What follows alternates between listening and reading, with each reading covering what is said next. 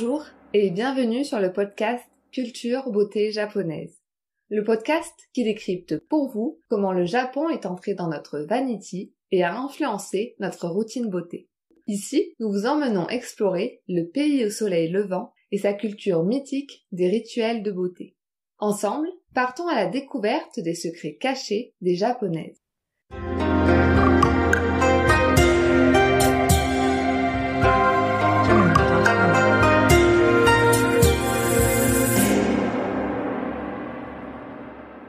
Bonjour à toutes et à tous.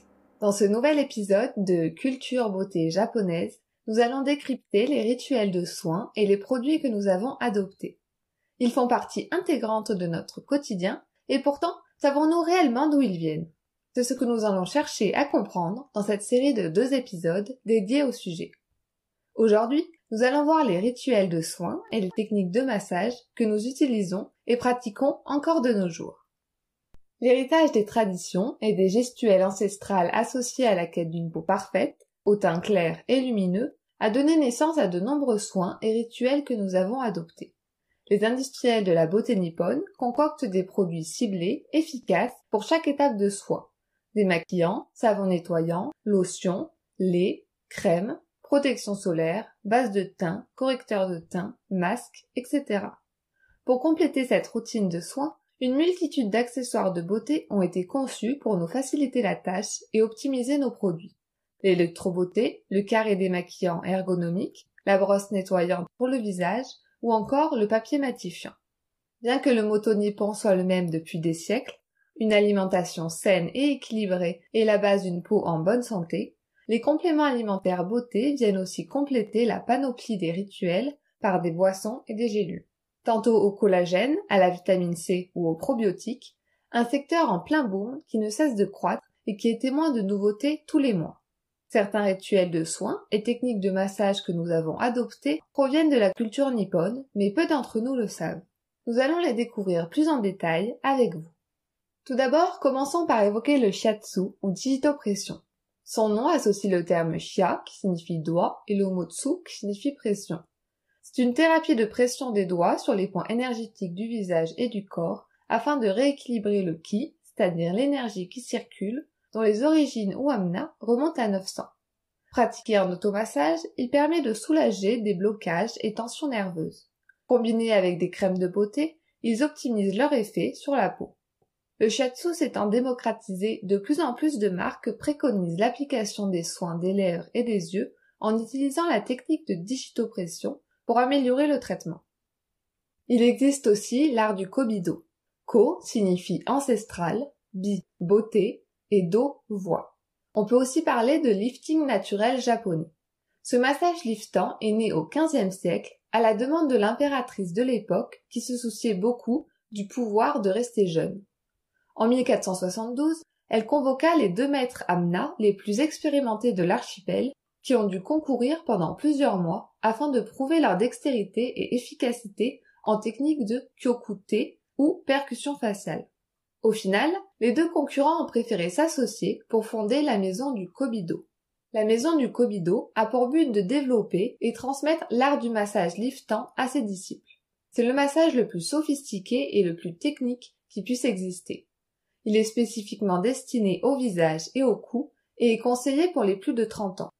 On peut bénéficier de ce massage liftant dans de nombreux instituts et spas de renom, bien que la technique fidèle à ses fondateurs ne soit pratiquée que par une poignée de praticiens dans le monde, puisque le savoir-faire ne se transmet que de maître à disciple.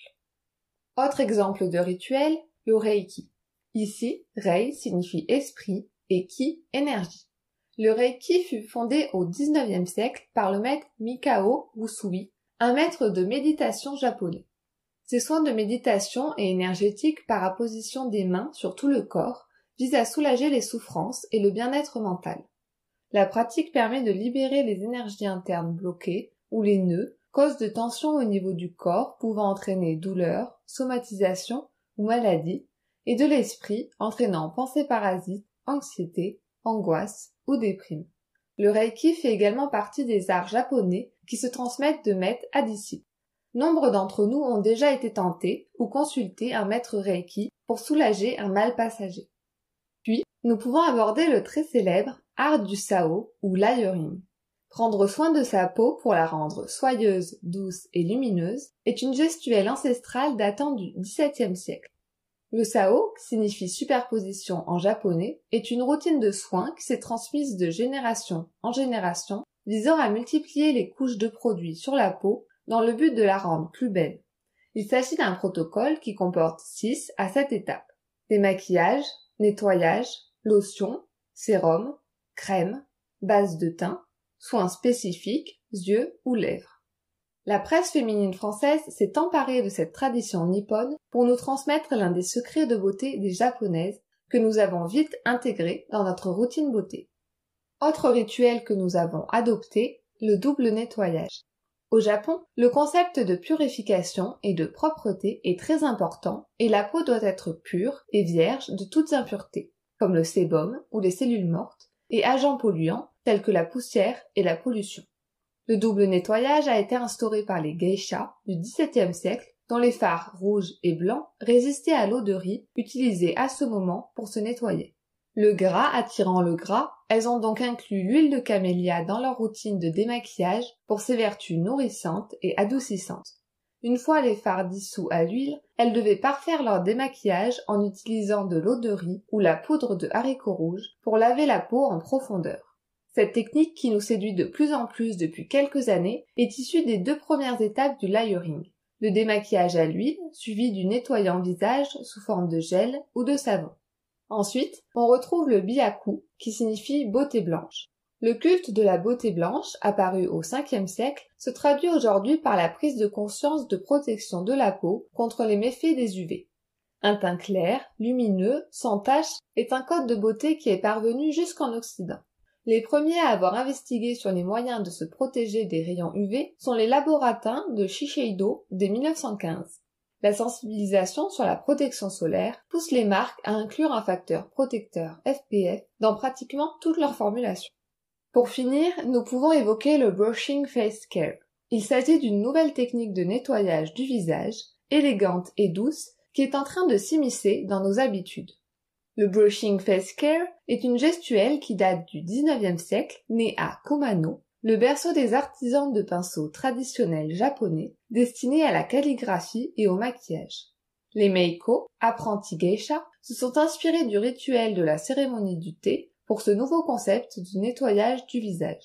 Le principe est de mouiller l'extrémité du pinceau fait de poils de chèvre, puis de le tremper dans un bol contenant le nettoyant, savon ou gel, de faire mosser la matière en tournant le pinceau, et enfin, de brosser le visage. Cette méthode permet un nettoyage extrêmement doux et efficace sans agresser la peau.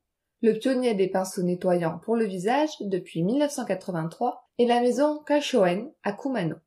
Voilà, c'est ainsi que s'achève notre 6e épisode de Culture Beauté Japonaise. Pour résumer en quelques mots ce que l'on a appris dans cet épisode, de nombreux soins et rituels ont été développés par les Japonais puis adoptés par le reste du monde. Dans cet épisode, nous avons développé ceux liés à l'art du massage. Nous pouvons citer les principaux, le shiatsu, l'art du kobido, le reiki, le layering, le double nettoyage, le byaku et le brushing face care. La semaine prochaine, nous mettrons en avant les produits cultes et les concepts de beauté qui ont envahi notre quotidien. En attendant, nous vous remercions pour votre écoute et on vous dit à bientôt pour la suite de cette aventure.